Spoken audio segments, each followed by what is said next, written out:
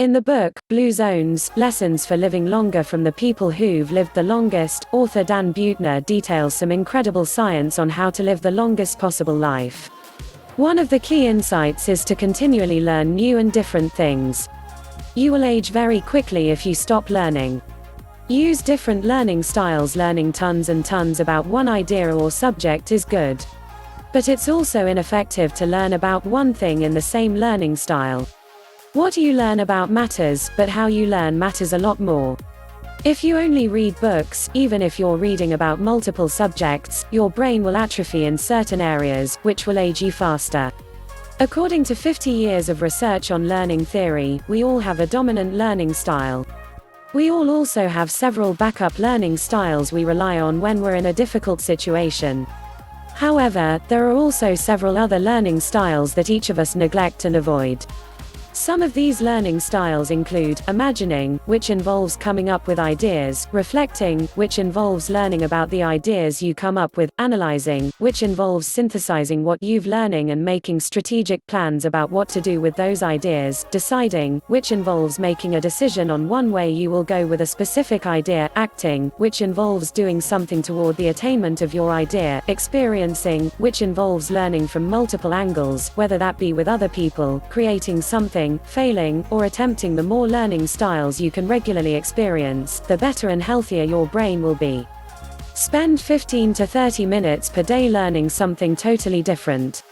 Do it just for fun, but in an aggressive way. When you were a kid, you tried tons of different things. Your brain was expanding and stretching left and right. Unfortunately, most people stop trying new things the older they get.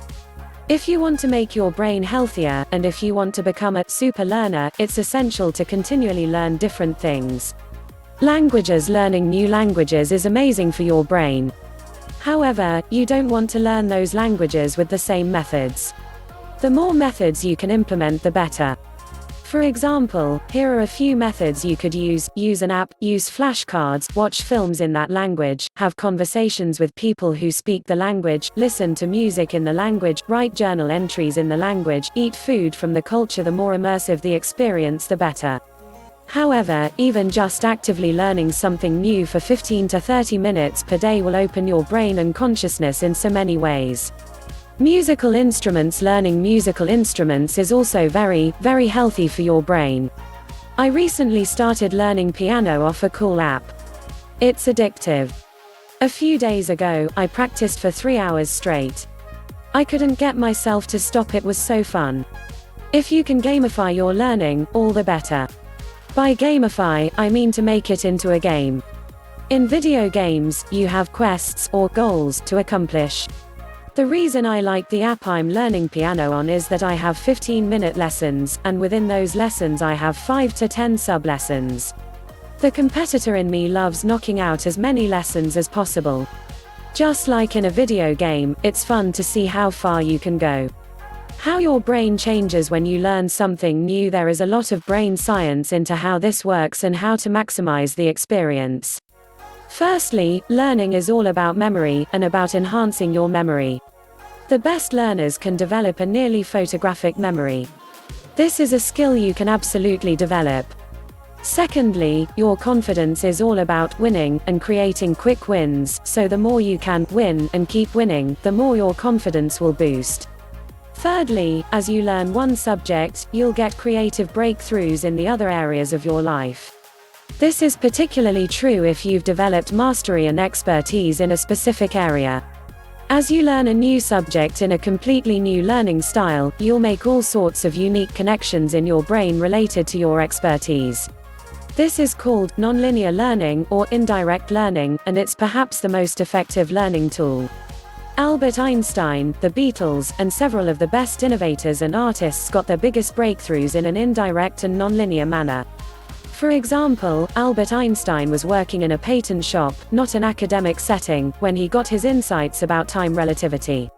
The Beatles studied totally different and foreign music, which led to their breakthroughs in rock and roll. Grant Achatz, considered one of the top chefs alive, studied abstract art to get inspiration for his cooking.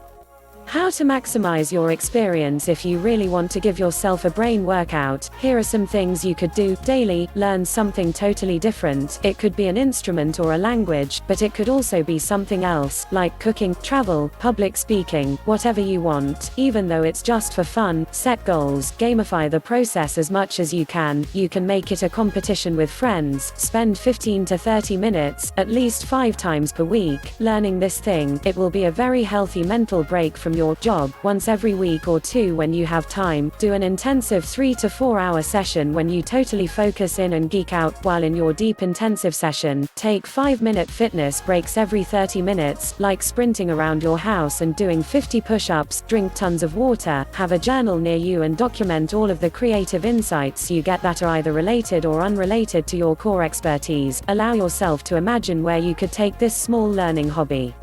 Now that you're an adult, you can think about and approach this differently than when you were a kid. Rather than going through the motions, you can get creative with this. For example, rather than just learning the piano to play it, I also want to learn it to more fully develop a photographic memory and to enhance my artistic sides. I want to learn piano because music can literally heal and release suppressed emotions. But I also want to learn to write and compose amazing music because it will teach me about learning, creativity, and the brain. In other words, you want to have some profound whys behind what you're learning. But you also want to have specific milestones or achievements to keep yourself going, to gamify the process, to build your confidence, and to make it fun. Here's what's truly amazing. When you learn new things, you change as a person. Changing is the most healthy thing you can do.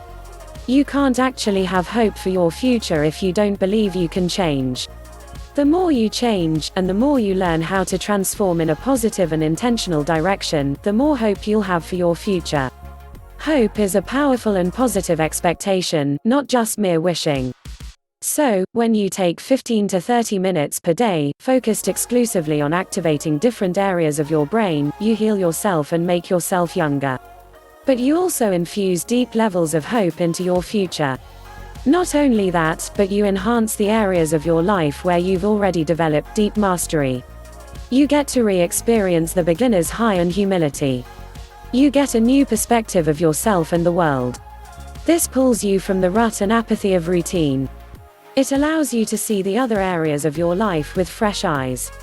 This changes everything. As Wayne Dyer once said, when you change the way you see things, the things you see change.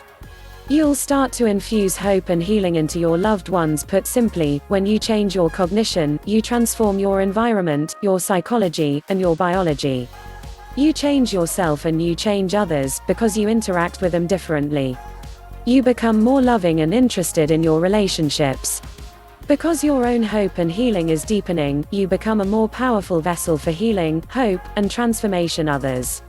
You love your family and friends more. You see them in different ways. You notice the small things. You appreciate those small things. You thank them and acknowledge them for those small things. You smile more, because you're learning and changing and healing. You're appreciating this amazing this we call life more. Your imagination starts to take off, and you remove limiting models of thinking. Again, nonlinear learning is about seeing things from totally different perspectives. So, by practicing, playing, and challenging yourself in new ways, you'll start to get insights to improve the current approaches you're taking in your work and in other areas. Put simply, if you're not doing this, you're missing out huge.